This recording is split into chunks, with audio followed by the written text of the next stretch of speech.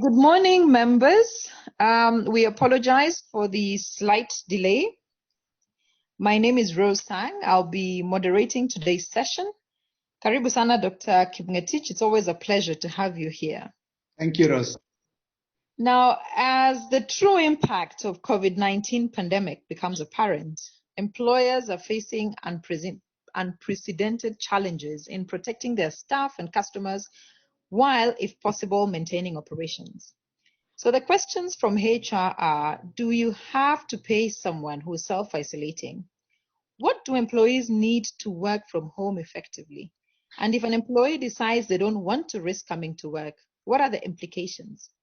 What happens to employees in sectors affected by the outbreak? How will the already understaffed national health system cope with the demand while facing increased sickness absence amongst nurses and doctors? And with a looming lockdown, we hear issues around insecurity. So what does all this mean in light of the workplace and the workforce? So to answer our questions this morning, we have Dr. Julius Kipng'etich, who is currently the Regional CEO of Jubilee Insurance Group. He will speak to us around COVID-19 and what are some of the things that they're doing in Jubilee practically to manage the situation. So karibu sana, Daktari. We'll have 30 minutes of your presentation, and then we'll have another 30 minutes of Q&A. So please indulge us if we go above the 1 hour. I'm sure the questions will be many today. So karibu. Okay, thank you very much, Ross. Okay, members of the Institute of HR, welcome to this webinar. And just for you to appreciate the challenges we are facing now. It is something which has not been seen in the world. Even the one of 1918, the Spanish influenza, I don't think reached this magnitude because the world was not so well connected like it is today.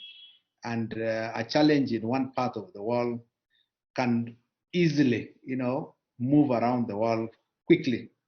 And this coronavirus, as it's called COVID-19 officially, is something which started off just recently. So if we just analyze the enemy, something which started off in Wuhan in an animal market.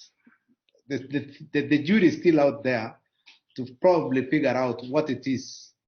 But the current speculation is that it is something which started off in an animal market. For your information, this animal market deals with all sorts of wild animals and domestic animals in China. Most of these animals come from even Kenya. Like, for example, there's suspicion that this virus came from a pangolin. A pangolin is a common animal in Kenya, very similar to an aardvark. And some of they are very common in these semi-arid areas. I've seen them, for example, in Kerio Valley. So this movement of wild animals to China, they are probably paying the price and the world. Because you see, what happens is in something in conservation biology called invasive and alien species.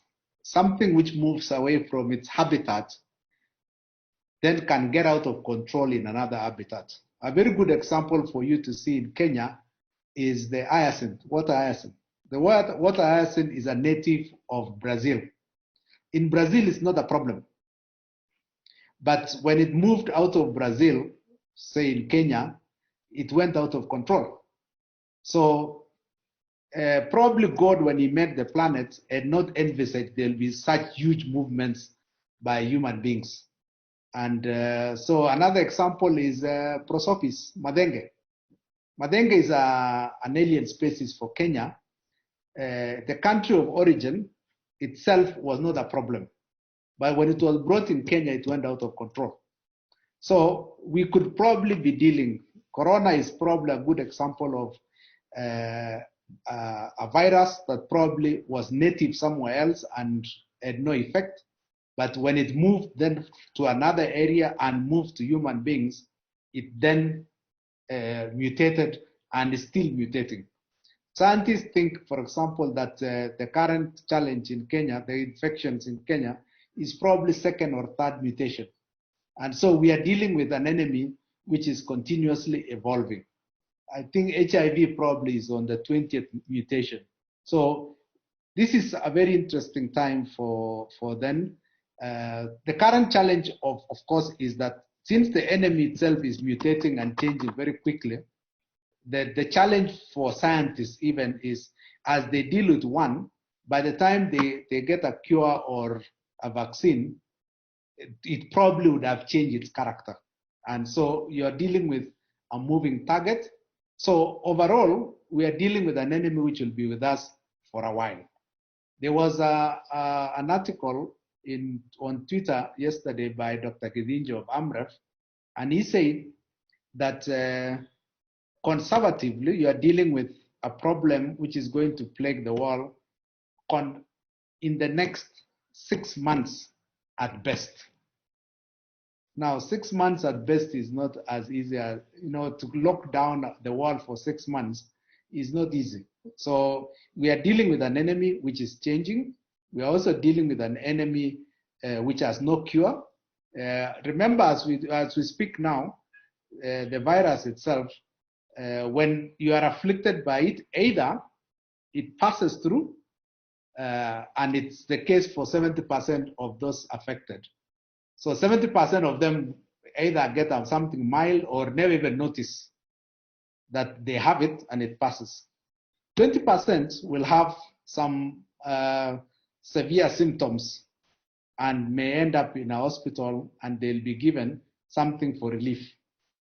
Now, those who get hospitalized are around 10%. Now, those who get hospitalized, that 10%, why they go into a crisis is usually there are people with some underlying condition. Very few don't have underlying conditions, but there are people with underlying condition. And typical those underlying conditions are people whose immunity is compromised. So we must then therefore be looking at employees at the workplace whose immunity is compromised and how to take care of them. And those are the ones that usually end up in hospital. Now, this disease, what does it affect? It affects the lungs. So once it enters your body, it then patches in your lungs and creates a mucus. And that is what kills the patient. That mucus is what kills the patient. And that is why a ventilator becomes the rescue. Because then you need fresh oxygen to then go into your lungs and protect them. The challenge now is that, one, there's a shortage of ventilators globally. Just for your information, a ventilator costs 5 million shillings. Only one. So where will we get ventilators? Because the world had never envisaged a crisis of this magnitude. So where will we get ventilators that will help in mitigating the situation? So that is why we always tell employees, please prevent, because even if you end up in hospital, that the hospital setup, especially in third world countries, is such that even that ventilator to give you fresh oxygen doesn't exist. And that is where the challenge of our health services. If you look at the case of Italy, they also ran out of ventilators. And until this week, when Germany then moved some patients to their country because they were better prepared. So it is very important for you to understand the dynamics of this disease so that then you are able to respond in the workplace appropriately. So you have a challenge then of ventilators if you end up. So the only cure for us at this point is prevention, prevention, prevention. Let's prevent. And you must take, shortly I'll be talking about workplace measures which you can now take to prevent. And then once you prevent, then in the event that you have an infected person, okay, then we require a test kit. As we speak now, because remember this is a disease that came in November, so it's brand new in itself. And even now the testing kits are being also manufactured and being modified from other diseases so that then the testing takes as short time as possible. I think we have reached a point whereby in the US now, the testing for a patient takes, I think, 15 minutes. Okay, so we have come a long way from 2 days to 15 minutes, but still a long way. So third world countries, Kenya included, doesn't have enough testing kits. We got a donation from Jack Ma the other day, and I don't know what number it was, 1,000 or whatever number, but the estimated number of cases are still going to be very many. So if you look at what the minister announces typically, the minister, like yesterday, what the minister announced, you have to look at when you are testing somebody, that person must have shown the symptoms. So those who are tested, say yesterday, and the minister was telling me he tests 300 every day, were those who are showing the symptoms. It means then they were infected roughly around 14 days ago. So we are dealing with a disease with a time lag of 2 weeks. So when the minister announces, say, it is 5, those 5 were infected 2 weeks ago. So the challenge now is, what do you do when you are having infections in between? So this disease is way ahead of us. So you are probably talking about, if it's 81, work with a figure of possibly you are talking about 10 times that figure. Because remember, it is exponential. The growth of infection is exponential because of human interactions. So you are talking about with a time lag of 2 to 3 weeks before then the testing is done or the crisis has happened. The numbers being shown today is actually a time lag of 2 to 3 weeks. So you are dealing with a bigger crisis than you imagine. So when you say 81 and people take it lightly, it is not 81. It's actually much higher than 81 because of the time lag and also the lack of testing kits. Now, our preparedness then as a country is not adequate to that extent, because if, for example, you do what Uganda has done, Uganda could do what it did, but Kenya cannot afford to. But let me give you some data about Uganda. Uganda challenge is a largely rural population. 80% of Uganda's GDP is in Kampala alone. In Kenya, there is a debate of what is the size of Nairobi and the contribution to GDP. So what Museveni did was that the population in Kampala is probably around 8% of the country. So he could lock the other 92 very easily, and he knows that possibly if Kampala is locked down, people can eat in the rural areas, because you see 30% of Uganda is water. So Uganda people could survive on Amin and things like that. The other thing about Uganda is that it was prepared by Ebola. They had an Ebola outbreak. They have had a crisis with HIV in the past, and then they had Amin crisis, Obote. So Uganda is a very different setup that it can deal with this crisis much better than Kenya. So they could even do a lockdown. You know, Museveni was a dictator. So Uganda, to me, is the most prepared in East Africa because they have been through a crisis.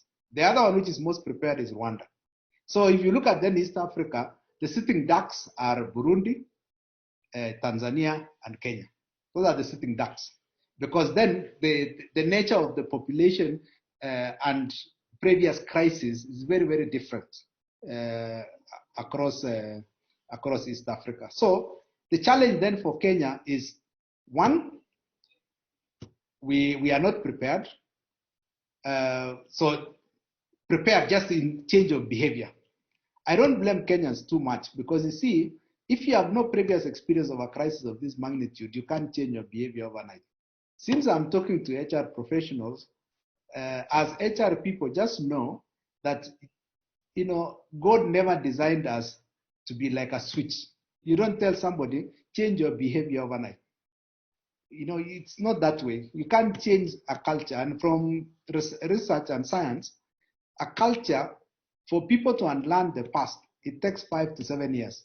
So you are telling people to change overnight things which typically take 5 to 7 years and change in a week. You know, it takes time, you know, for people to internalize. Unless they had a previous crisis, they will not switch that quickly. And that is also the reason why Kenyans are dragging their feet. They are dragging their feet largely because they believe that, gini kitu kidogo. Some say, oh, we have more problems, bigger problems. Wait until they arrive in a hospital in a coma. Then now they realize this thing is serious. And then when they reach there, they have no relative because the relative cannot come along. The hospital itself doesn't have the capacity. And the doctors themselves are overwhelmed. So in Italy, for example, they reached a point where the doctors were basically saying, who do we choose to die? There was a priest who gave his ventilator to a younger child and said, let me die so that the younger person can survive.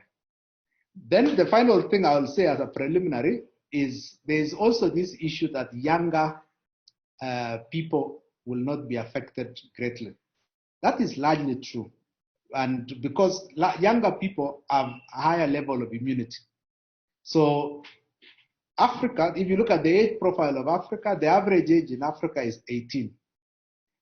In the countries which have been largely hit, which is Italy and Spain, the average age in Italy and Spain is 48. So we have a difference of 30 years in the median age between Italy and, say, Kenya. And that may change the dynamics. The other thing that you may have observed is what kind of treatment is being prescribed. You know, doctors are trying all sorts of things. It is a malaria drug. I was asking one of our doctors here in Jubilee, what does that mean? So he did an inference and said, because we are exposed to malaria and we probably have used chloroquine, there's a high likelihood that some of the population, a section of the population who have been exposed to malaria may have some antibodies to fight this virus. That the jury is still out there. So that may save us. So younger population, previous exposure to chloroquine may be the case. And then the other antibiotic, the combination of the chloroquine, is azithromycin.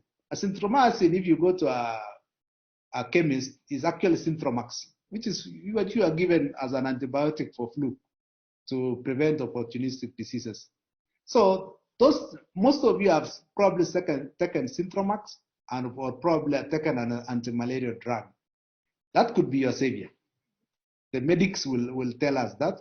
And so therefore the profile of the Africa population could be different. And why it's afflicting countries, developed countries, is probably their environments are too clean. So they are not exposed to germs. Those of you who have read Jared Diamond's book, Germs and Steel, was talking about how the Spanish took swine flu to Brazil. And the Mzungu himself was not affected because they were used to pigs. But the native population was decimated by swine flu in Brazil because they were not used to. So let us cross our fingers that probably be the case.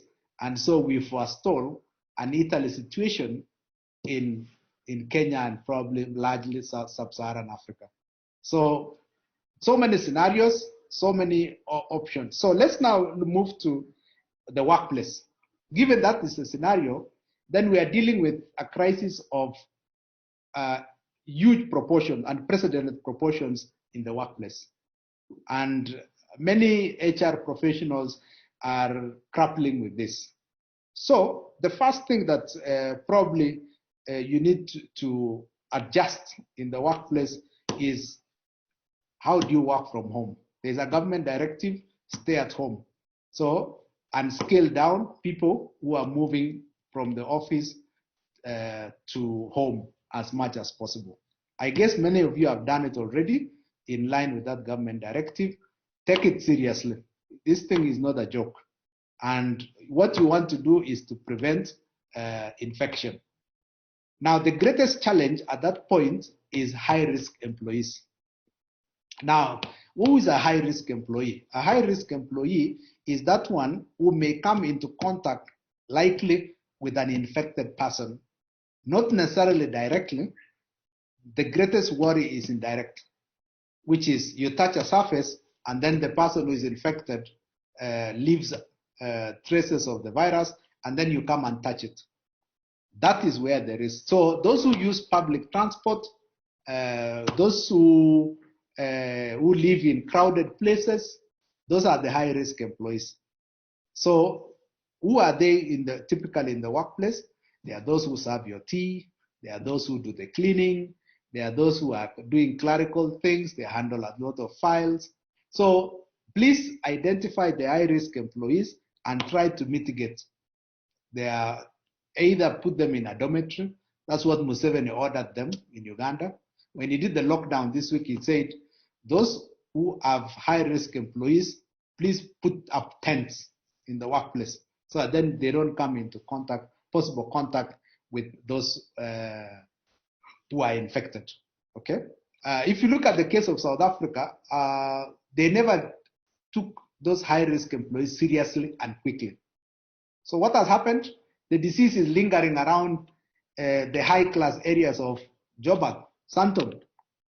In fact, the worst hit place in South Africa is Sandton. And then the next one is Cape Town. So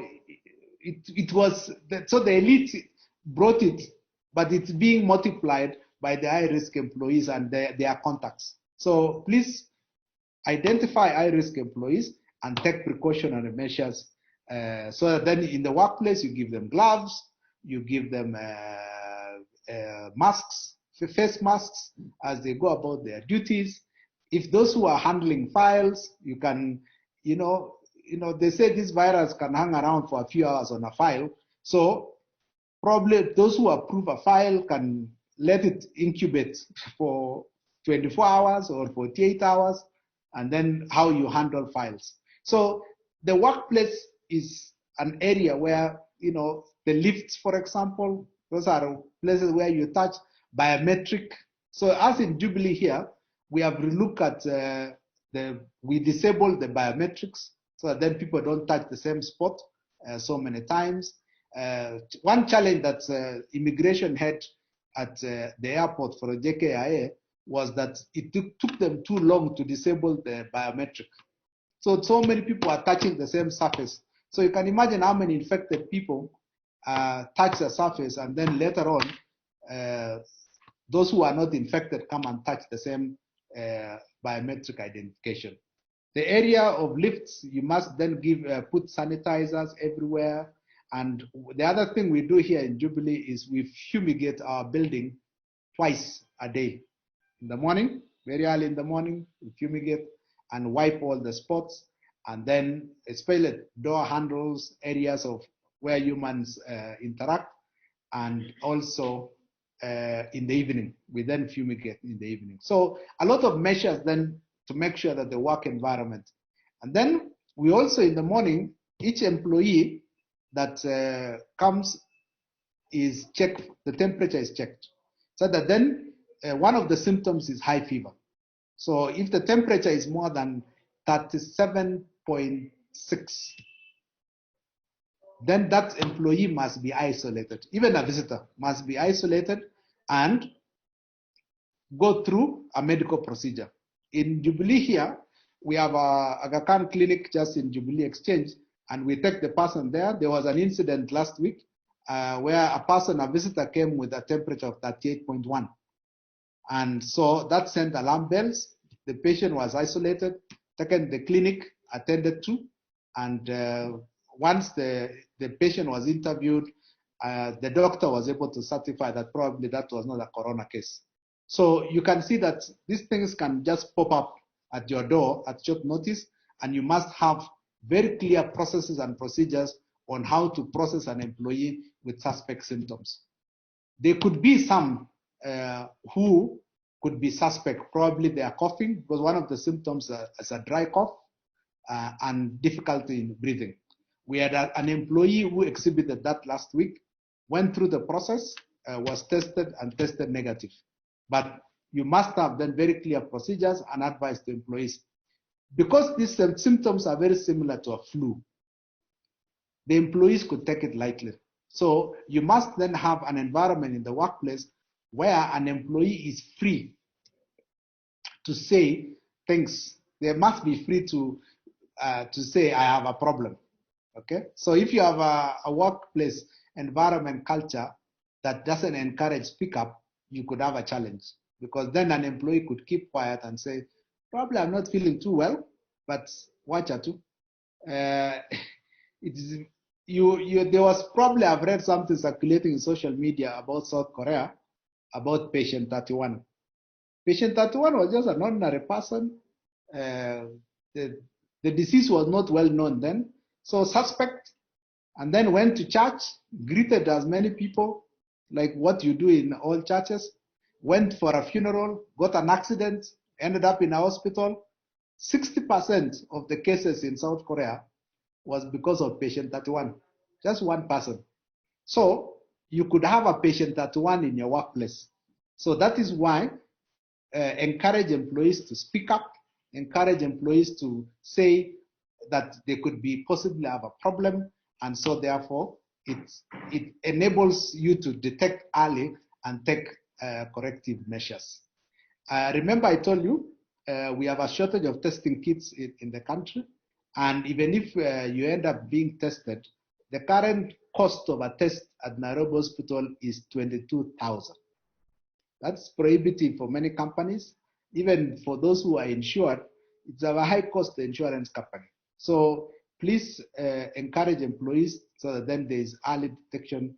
So because by the time you reach testing, it's usually the symptoms are very clear. So it is very important for you to take measures at the workplace. Of course, keep your distance. That is something very obvious now. There is a lot of debate, should you wear a mask? My recommendation is please wear. If you must, you probably are looking at me and say, why I'm there wearing, because we are in this webinar.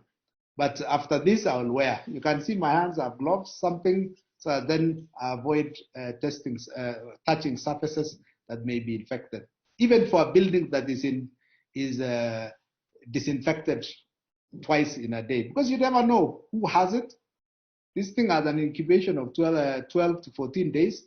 So you never know who has it, who doesn't have it. So it's important for you to just make sure that the workplace is disinfected as much as possible. In Jubilee here, our door handles are wiped every 1 hour. So please do the same, even at home.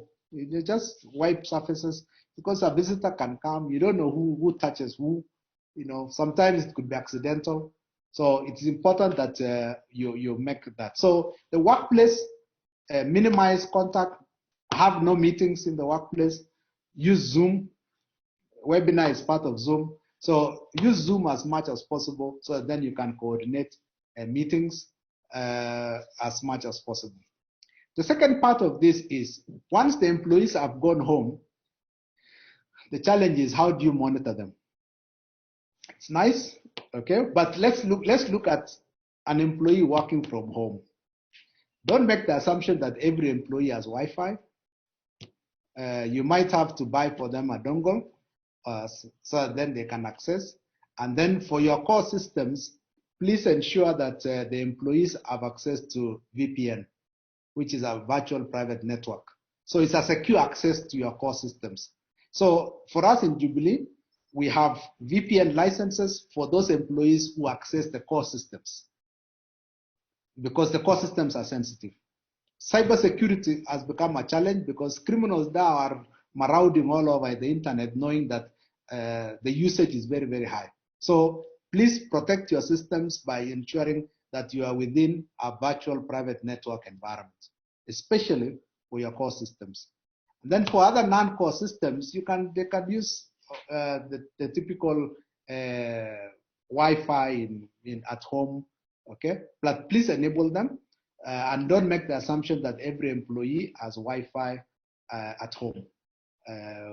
You might have to connect, you know. And so the other one is, how do you ensure that there's discipline at home? Remember, there's no more than 8 to 5. 8 to 5 then disappears. And so it will require a very disciplined person. So it's always good for your IT people to have metrics that monitor how they log in And also, in a few months' time, there'll be a lot of debate on rewards. How do you reward people who are self-disciplined and working remotely? The idea of a salary is coming to an end then. Salary was based on the assumption that you are in one location and you can be monitored. Where we are going now is piece rates, which is you measure an output and you pay for that output. So you will see an evolution of how rewards are going to be made based on that you are actually working in remote locations. It will also allow your employees to run several jobs at the same time. So when they are at home, they will now discover some level of freedom. They're like, woo, finally, there's no supervisor who will be, having a whip on me. So therefore, I can work for Jubilee for 2 hours. I can engage in another job for 2 hours. I can have my family time another 2 hours.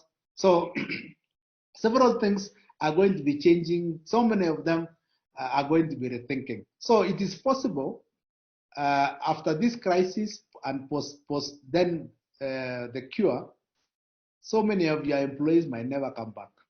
They could just disappear and like, I've discovered new opportunities. I've seen myself in a different light, and off I go. So we don't know yet the impact. The other challenge because from work at home is this is a new environment. And new environments always create challenges. So, of course, others will be, hallelujah, the children will say, I can see my parents finally. And then others will be like, oops, I'm not used to, like a housewife, for example, or a house husband. You're not used to your spouse hanging around you. So, stress begins. So, it's a challenge. So, but those are things people adjust. It will take time. Others will crack. There are hilarious stories on the internet about how families are coping with, people hanging around the house. So it's very interesting. Others will take it very casually. You'll see, I've seen people coming on Zoom. Some are naked, some are in pajamas, making the whole interaction in the workplace very informal. Whether that increases productivity, it is yet to be measured. But it's up to you. You must monitor all these things. And then also, in this part of the world, I don't think we are sufficiently disciplined. And that is one area which probably will stress you a lot, which is the lack of discipline when somebody is working remotely without proper supervision. And you see this in discipline, for example, when employees take leave. Africans actually never take leave. They just move from one job to another one. So they move from an urban area, they take leave, they go to the village, and they become small farmers. So they come back so tired and it's like, but you went on leave. Oh, I went to the village, I was having my 5 acres of maize or 2 acres of tea or whatever. And then you're just moving from one job to another one. So, but for employees who are thinking of the future, this could be their greatest break in terms of Corona has brought the future, in my view, by 10 to 15 years earlier. This was going to happen anyway in another 10, 15 years. What Corona has done is just shortened that 15 years into a few weeks. So that creates stress in the system because we were not prepared psychologically. Okay, so nobody was anyway. So mine is just to say managing employees remotely is going to be a challenge. It's a learning process, but use those learnings also to make sure that employees are properly supervised and compensated for the work they do. I have seen in Jubilee, for example, some employee productivity has shot up. They are able to do things they were not able to do in the office. I don't know whether it was boredom or not, but the challenge has always been probably we were just choking some employees and they got the freedom to do what they want. Then the other one is access by our customers. We issued a circular yesterday saying we no longer have an 8 to 5 arrangement. You can call our employees at any time. So, so it is something you could say we can serve our customers at any time of the day. An employee could wake up at 3 a.m. and just say, and look at the emails that have come in and answer all the customer queries.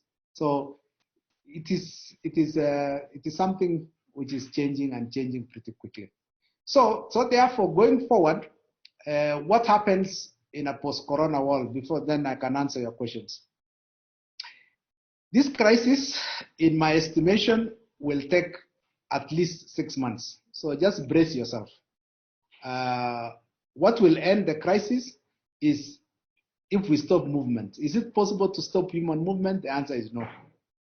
You can't stop human movement, otherwise they will die.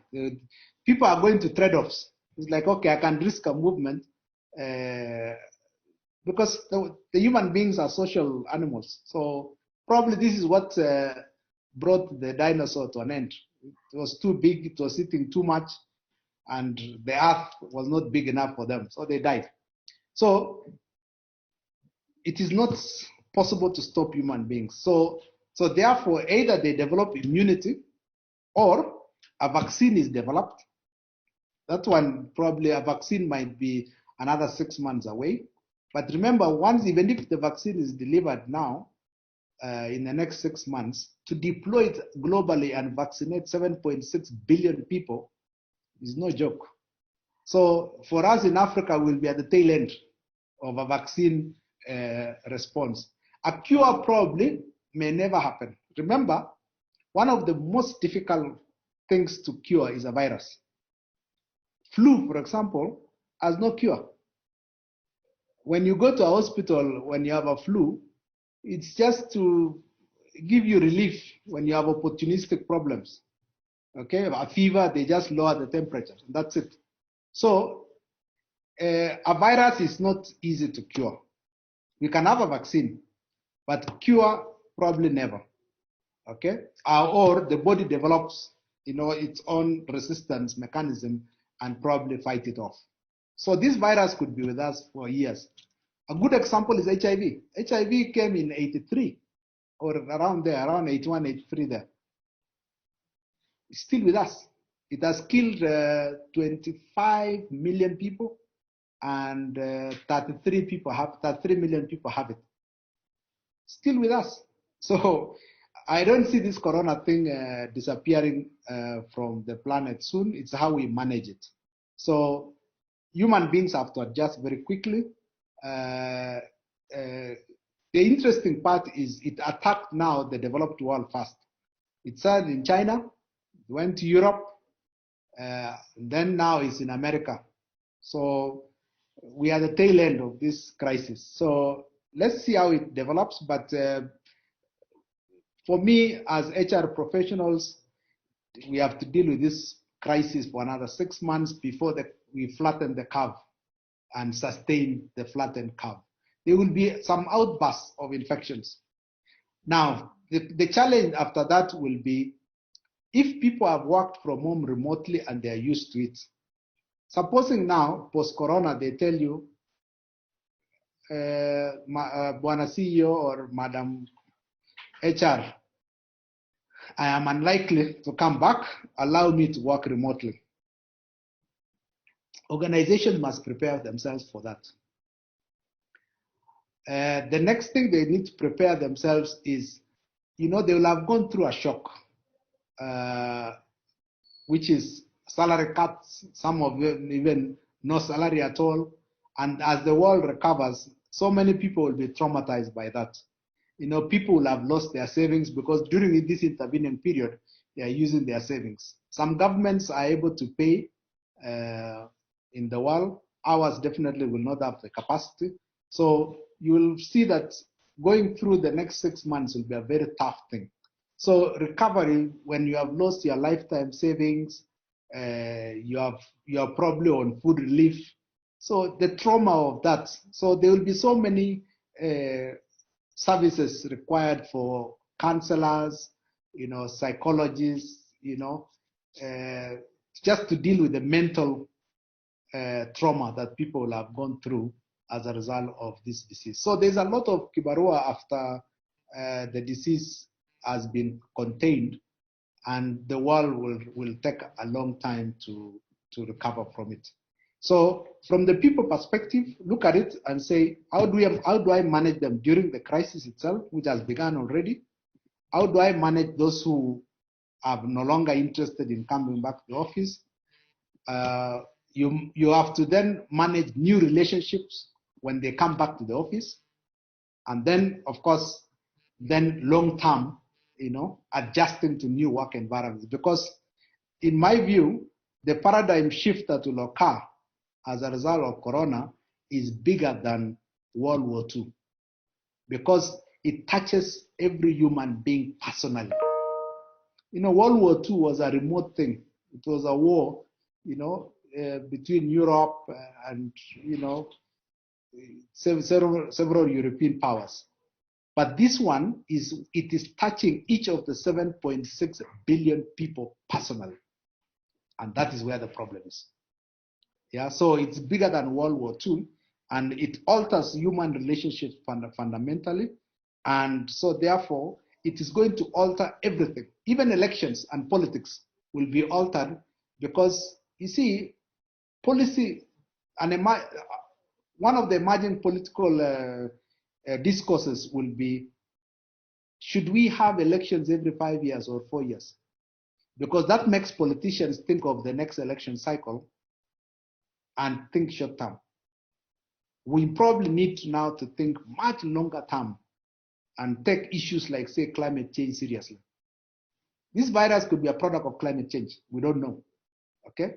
But countries like America still think it's a joke. It's like, it's going to alter the way we use technology. That has happened. It is going to alter economics. To me, one of the paradigms which will be challenged fundamentally is Adam Smith.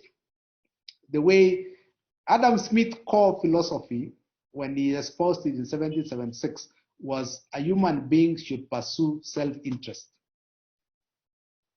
Now, the paradigm, in my view, will shift to community interest. The interest of the larger society is more important than my own personal interest, because if the community is suffering, they can transfer a disease to me even if I'm privileged. So Adam Smith paradigm, to me, it's coming to an end. Corona, thank Corona for it. So a lot of things are going to change virtually everywhere in the world, and a lot of paradigms, a lot of theories will be challenged, and a new playbook will emerge. The challenge is, are those organizations ready for that playbook? Companies will disappear. There will be several companies that will disappear. In the 2008 crisis, financial crisis, Lehman Brothers disappeared, and it altered a lot of financial systems in the world. That was a smile flu. This one is the ultimate flu. It's going to change everything in the world.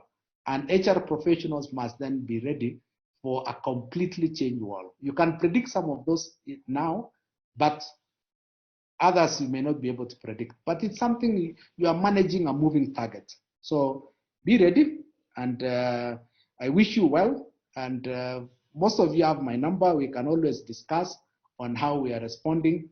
But this thing is evolving, and as I told you, it's going to take a while for the world to contain it, because the bigger powers that have the muscle are being challenged. America is, to me, the weakest link. I remember, was it Johnny Carson, former U.S. ambassador to Kenya? He was saying choices are consequences. I think he meant it for America. I think American leadership is lacking. Trump dithered about Corona he lost 6 weeks. And by losing 6 weeks of just playing around, America could probably lose, the estimate now is 100,000 people to this virus dead in the next 3 months. So that's where we are, guys. Let me stop there, so then I can allow questions. Ross? Thank you, Dr. Indeed, Corona has shortened the conversation around the future of work. So a couple of questions here.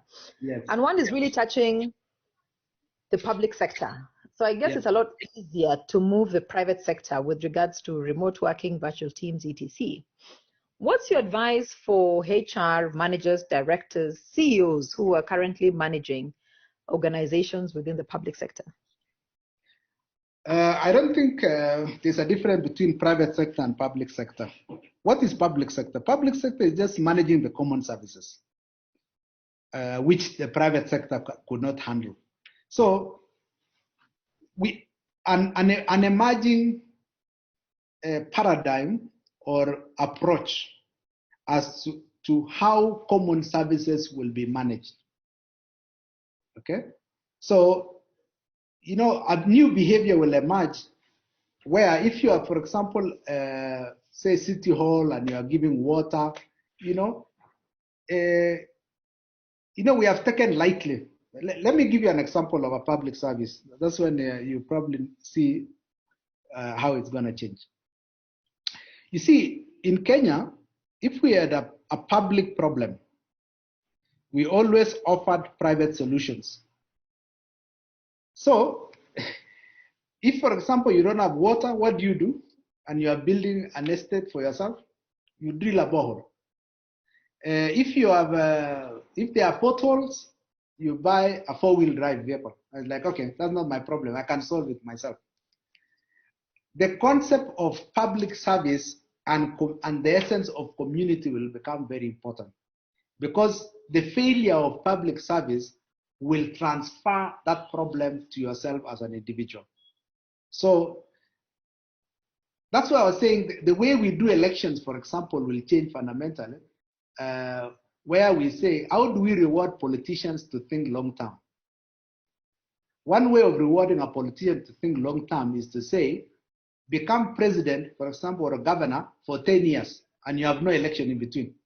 So therefore, you are not facing the electorate again. Think good for the public. And so the way we educate people will change and say you must think long term. The challenges we are having in responding to Corona have a lot to do with short term thinking. Hospitals are not ready because everybody is just thinking of, what do I do in the next election? So policymakers have to be rewarded for thinking long term. So in my view, public sector must be rewarded for thinking long term. And in responding to this crisis now, government must move to digitize most of its services. And so the concepts of Huduma number, the ideal of Huduma number is like in the US Social Security number.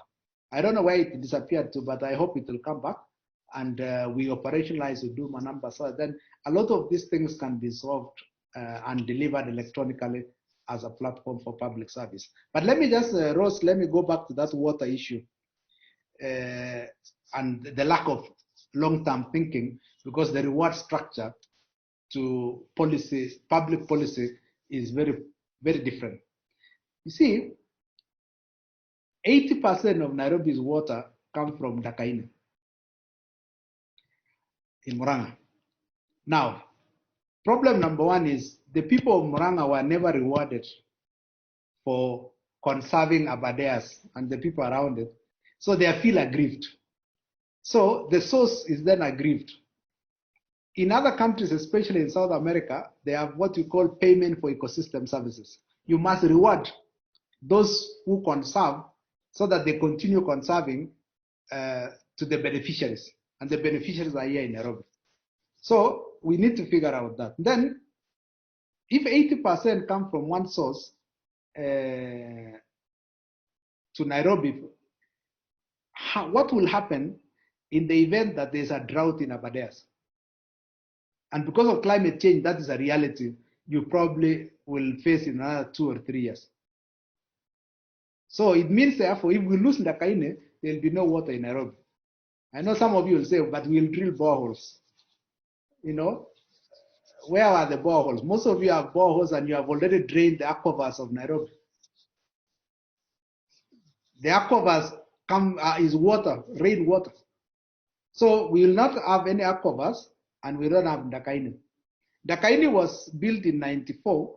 It was supposed to, a replacement dam to an additional dam was supposed to have been put 15 years later. So that was 2009. We are now in 2020, 11 years later. We don't have an additional for Ndakaine. There's this tunnel project, but I don't know how far it has gone. So Nairobi is just a sitting duck. You could post-corona, there may be a drought in between. Can you imagine if we have a corona and a drought? And then we have no national savings because we are into debt, chock-a-block. That will result in massive debts. That's a worst case scenario. So to me, Rose, we must always look at public sector and have the right people who think long-term for the country, and your sharpest brains must be in the public sector. Okay? The country that got it right on this, and you see the rapid development they have gone through, is Singapore. Singapore have the brightest brains.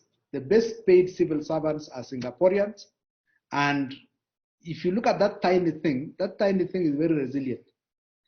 Singapore is the size of Nairobi roughly, and it's the center of world commerce. How do they do it?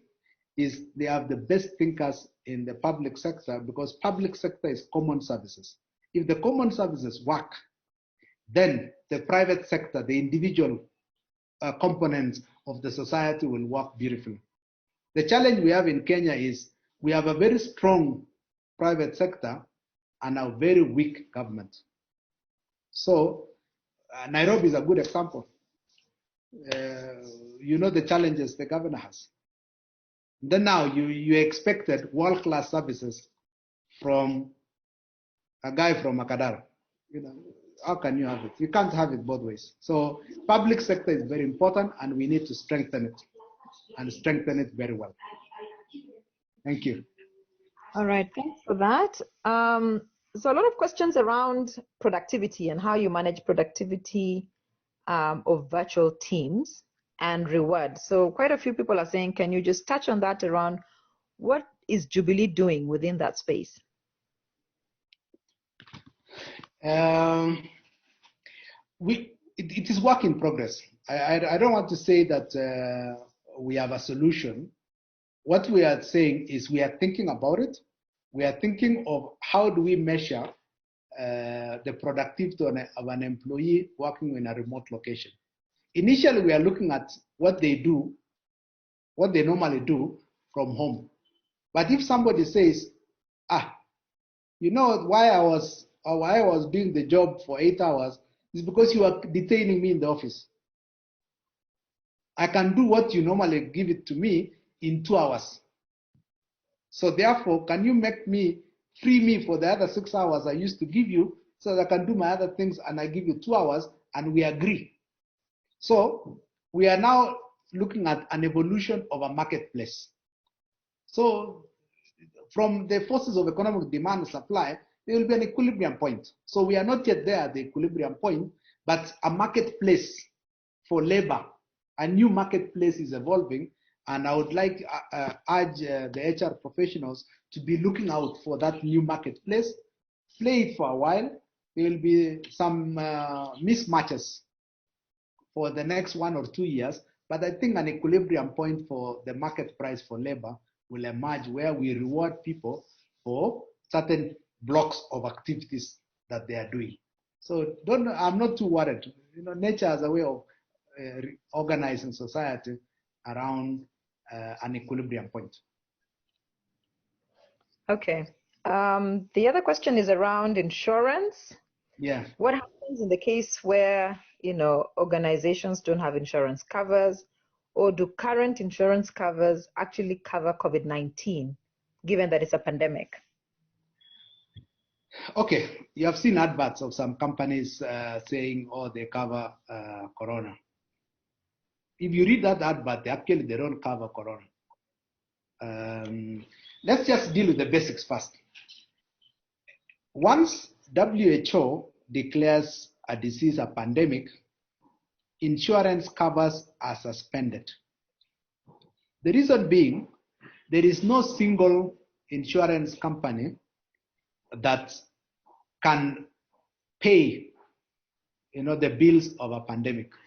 And what's the difference between an epidemic and a pandemic? An epidemic is something which has gone out of control. It's called a pandemic if it is covering a whole country or the entire world. So Corona covers the entire world. That's why it's called a pandemic.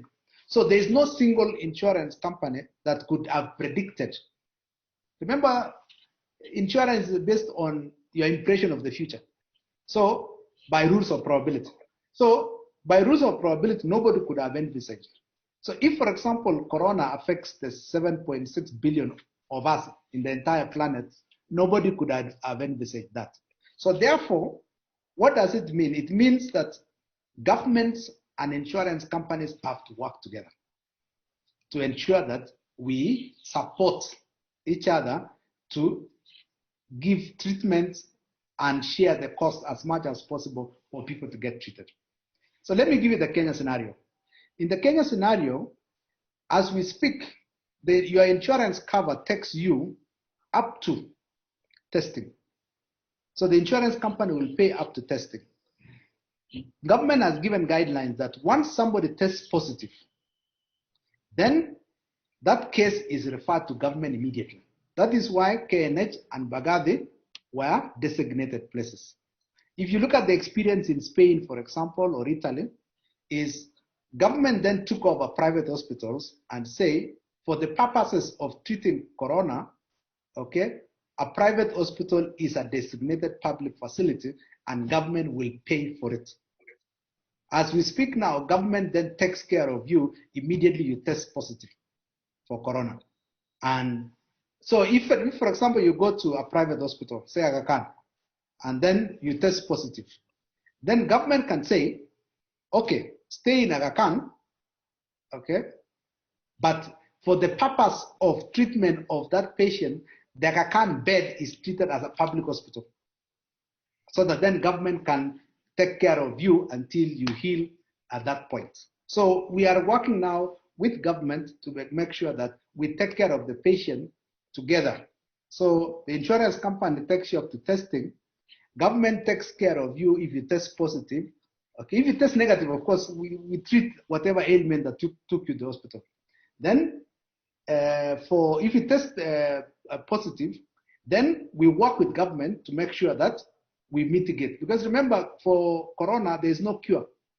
So we are just managing the symptoms of it and making sure that you get relief through the ventilator or, we give you an antibiotic, just to control your temperature or opportunistic infection and hope that the body then develops a defense mechanism and you go through it successfully.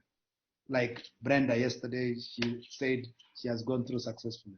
So that is it. So we are working together with government.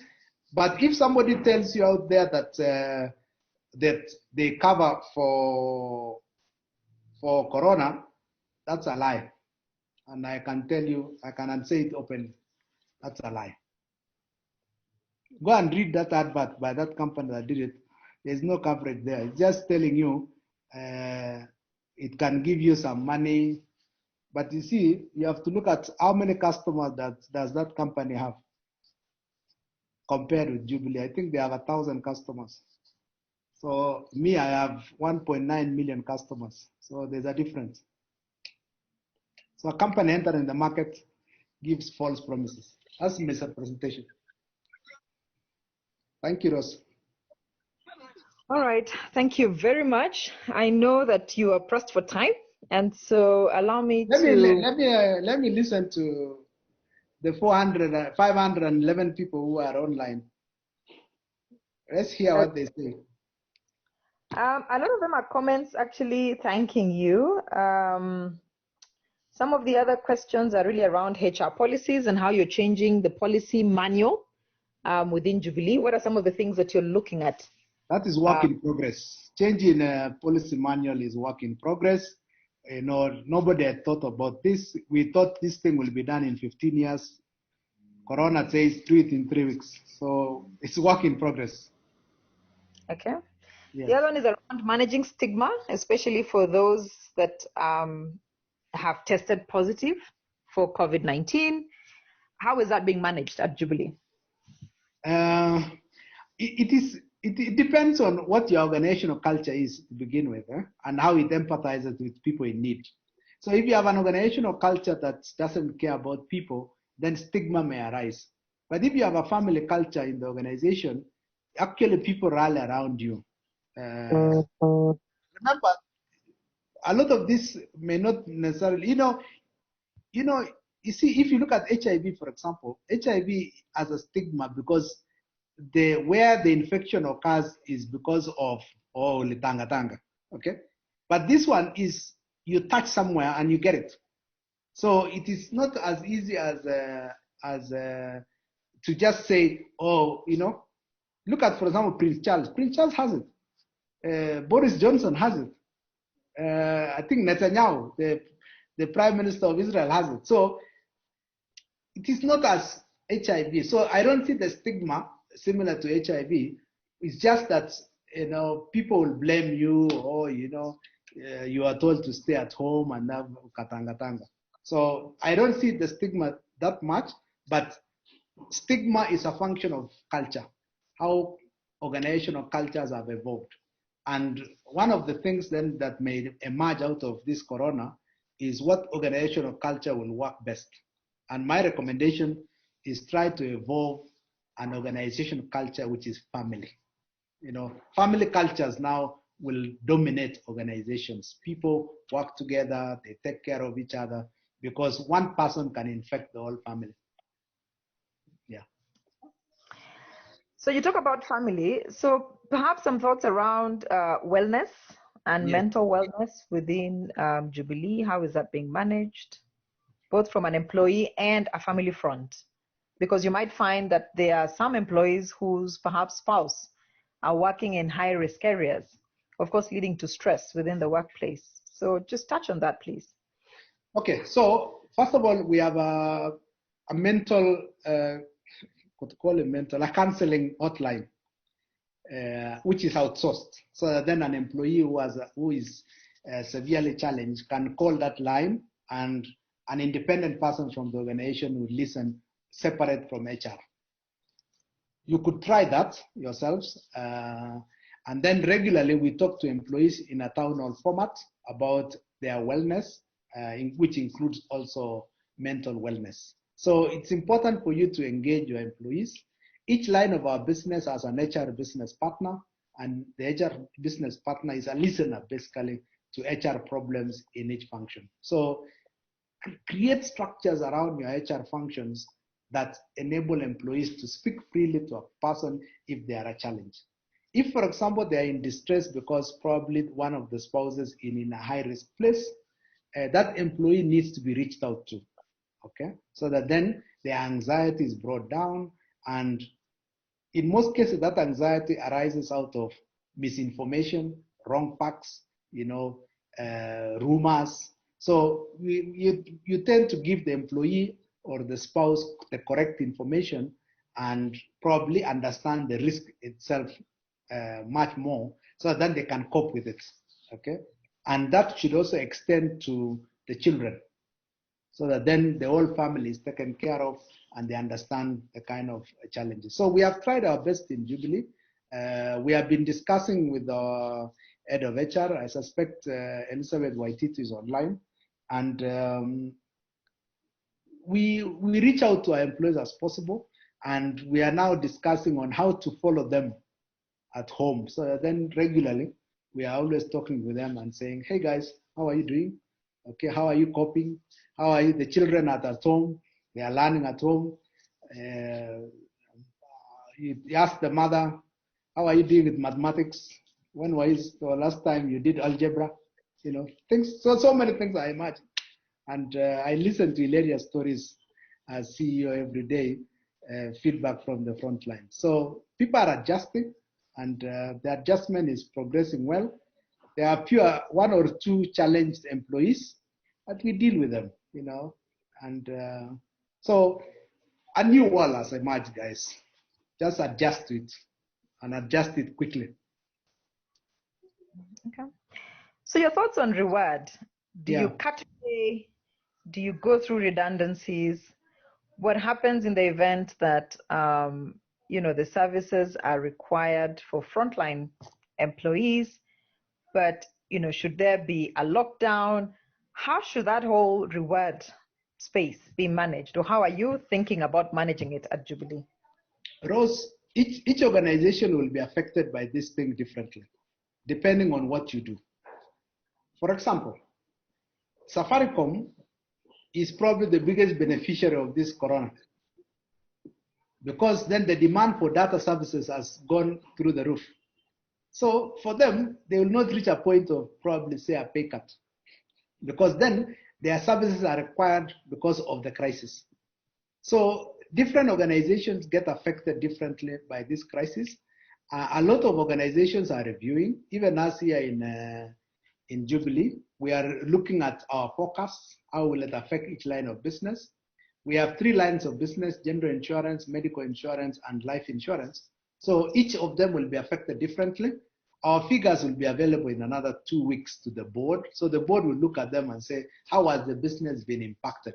So what I would urge all of you is do analytics, analyze how your business is affected. Some will be positive, some will be negative. A large part will be negative because the economy has come to almost a standstill. So look at all that and say, if it has been affected negatively, how long can you survive? Okay. So if you say, based on, I have told you my estimate is 6 months. If you can weather this storm for 6 months, I would recommend don't cut employee pay. But if, for example, your revenues are severely challenged, like Kenya Airways, for example, you have to ground all the planes, what do? Then you say, pay people a living wage. But so, some companies don't have reserves, others don't have any savings at all. So companies are going to be affected differently. So the best thing is to analyze. From a humanitarian point of view, I would urge companies, if you are thinking post-corona, see how you can give people a living wage until the crisis is over.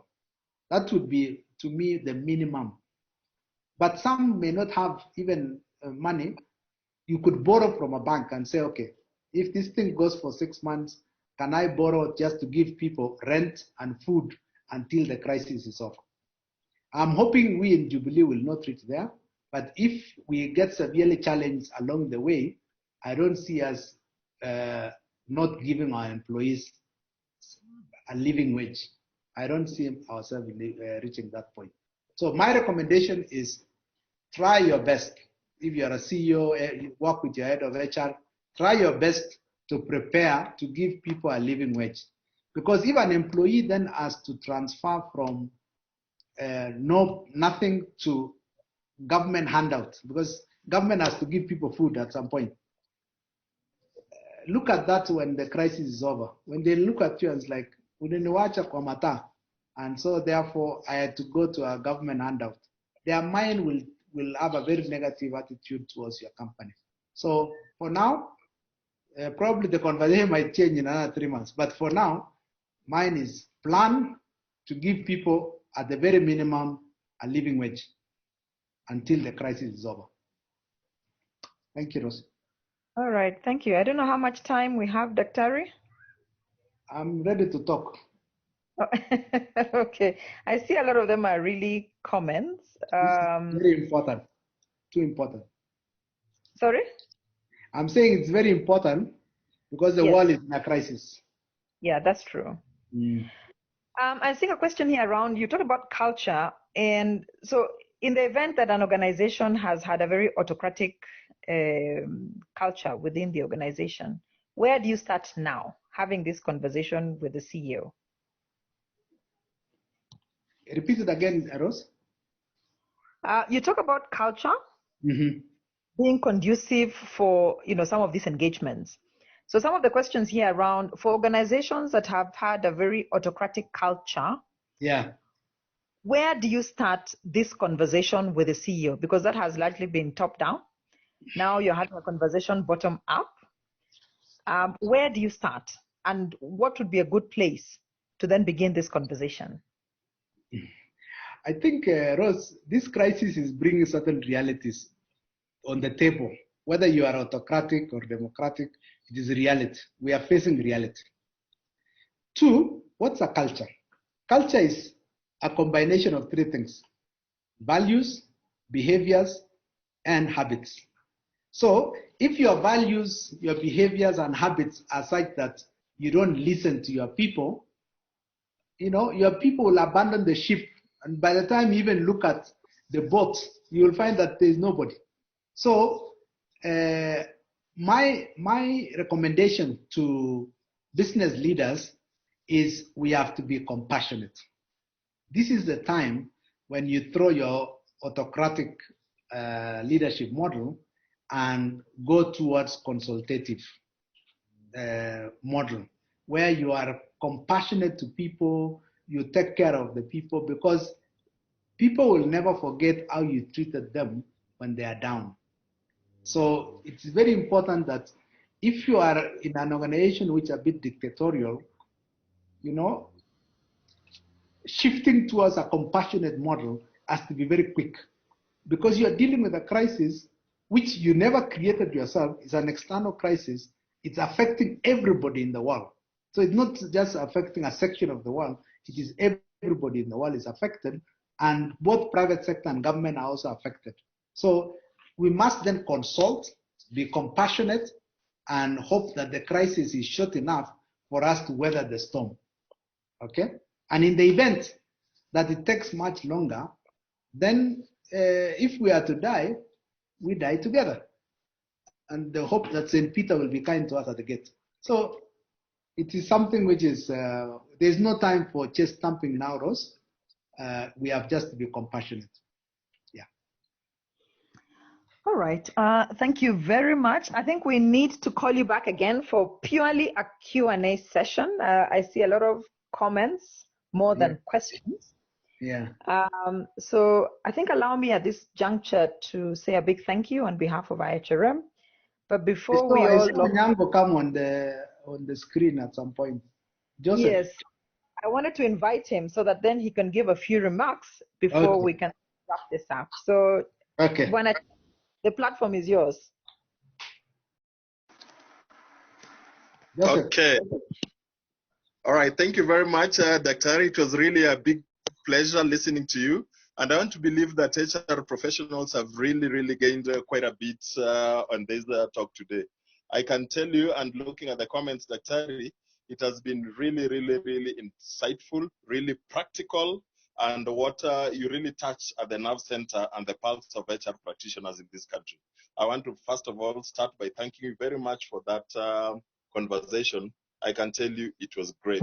And I just want to second what Rosa said, that we really enjoyed this conversation, and most HR professionals will tell you that we want to have you again, just for a Q&A and you answering direct questions because of how they appeal to us. I don't want to water it down, all that you've said, and I know it's being recorded, and after this, as HR professionals, will go back to look at what are these practical things that you've said that can easily be adopted. Number one thing for me, most important, what HR people should be doing or have done by now, my HR at least have done that, is keeping in touch and keeping in communication with your staff. As simple as that. Dr. You said just by how are you doing, how are you keeping up, how are your health, is anybody we know affected, and if so, how do we rally around that particular individual? Secondly, Dr. about the planning, because many people at this point, I'm sure, most CEOs do not actually still feel that they should contact HR. In many forums that have been, I've said this is the most important and the significant point, that HR people should not wait to be contacted. They should come to the fore and start advising the management and CEOs, especially around the culture. Dr. You mentioned about the office culture, or what we call the officialdom, being penetrated by the family culture that as Africans we are in. And the practical thing I'm seeing from where I sit already, even if you look at the government and how the presidency and status is already transforming. Look at even the official in government, and I'm part of it. without a tie, you are considered really quite informal and that you cannot produce anything. Yeah, Are you that's seeing, true. interestingly, what is happening? The evolution, things are changing very fast. So our values, our habits, our behaviors are really evolving very fast. Absolutely. Yeah. Absolutely. And I just want to make it really quite short, Dr. and say we will be really, really grateful if we do, for example, even as soon as possible, as soon as next week, just a Q&A so that HR professionals will get real practical ways of actually making impact. I know for some of us who are doing real analytics and checking at the impact in terms of the results and how we are going to advise leadership and management, what do we need to do, for example, in the first or second month? Do you want to ask, when you ask staff to work from home, then when do you start asking staff? At what point do you start saying, now you must take leave? Then at what point do we maybe after a month say, now it is leave, especially for those who are offering what we call non-essential, but with probably half pay? What is the worst case? Because everybody has to cut. I mean, we have to go to the bare minimum of a living wage. That's true. Yeah. So with all those comments, I know time probably is not our side. I know, Dr. you had prepared very well for us. And I would really want a part B of this. And HR professionals will be really grateful if you can afford another opportunity, sir. No problem. This is a national conversation, and we'll be talking as a family, as a country. We are one, and we have to confront this challenge together. Yes. Okay. And Dr. I can tell you that what we normally do after such a talk is that we go back, look at ourselves and say, what are the take homes that we have and what are these things that we can immediately advise the HR directors, HR management on how they can steer their teams and their organizations to combat this pandemic. Yeah. So I want to say thank you very much, sir. Thank you, Sana Joseph. Yeah. Thank you. Thank Rose, you very much. Yeah. I love the background and the shirt, so I can see your and the social New Kenya. That's New Kenya. Yes. New Kenya, yes. Working from home. Thank you. Please allow me to break protocol a bit. I know usually the chair concludes the conversation, but I can just see a message here that our acting executive director would like to comment on a few issues pertaining to members. So Irene, please, are you online? Is Irene yes, online? Rose. Yes, I am. Okay. All right, go ahead. All right. Thank you, Dr. Allow me to thank you so much for taking time to speak to us. Thank you, Chairman and Council members who are also present on the platform. I also want to thank Rose and Eric from Zalego who are making this happen, and also the team at the Secretariat. They may not be visible here, but they're working very hard to make this happen. I've seen members ask a few questions about CPD, and I thought it was important that we clarify is that the Secretariat has not had in the past a policy that catered for online platforms like the webinars that we're having at the moment. It was work in progress, like Dr. said, and now we are rushing within 3 weeks for what we had planned for a longer period of time. But we are working very hard to come up with a CPD structure for members. And the good thing is that we are able to keep track of who logged in at what webinar, and we are able to determine how to allocate the CPD points. So let's continue learning. The most important at this moment, like Dr. said and Chairman said, is to interact and to learn and to share ideas and come up with quick solutions for the changes that we are seeing. But we will keep record of who is tuning in, and as we come up with the structure for the CPD, then we are able to allocate and we're also able to share with members. Members also kindly share with your colleagues, share with people who are not necessarily HR professionals. We have shared this on family platforms and people are very happy with the information that we are getting. So share widely. Let us interact and have as much interaction and this information getting to as many people as possible. Like this interaction with Dr. it would be helpful for other people, not just HR professionals. And tune in to other platforms that are learning. eSpark we are working very closely with them. They also had a webinar which they had shared with us. FKE had the same. Our national chairman is in touch with FKE. So let us learn. Let us take this opportunity to learn, and not just for CPD, for learning to better ourselves, to better our country, and to better prepare, because the future of work we have been talking about for years, Daktari has been with us in this journey for 3 years, is now here. So thank you very much, and have a good day. Okay. Good day, everybody. And keep safe and keep the distance. Yes, absolutely. So thank you all, and we will see you next week, where we will be discussing the topic around balancing the HR business partnership role with employee care. So Daktari, I might just look to you to answer some of the questions during the Q&A session. So please, usichoke na Ihrm, you're one of us now. We are all in this together, and as I told you, this crisis will be with us for several years. Yeah. Okay. So thank you all. God bless and keep safe. We may now leave the webinar, and we'll see you next week as intended. Thank you. Bye. Thank you. Bye. Bye, Daktari.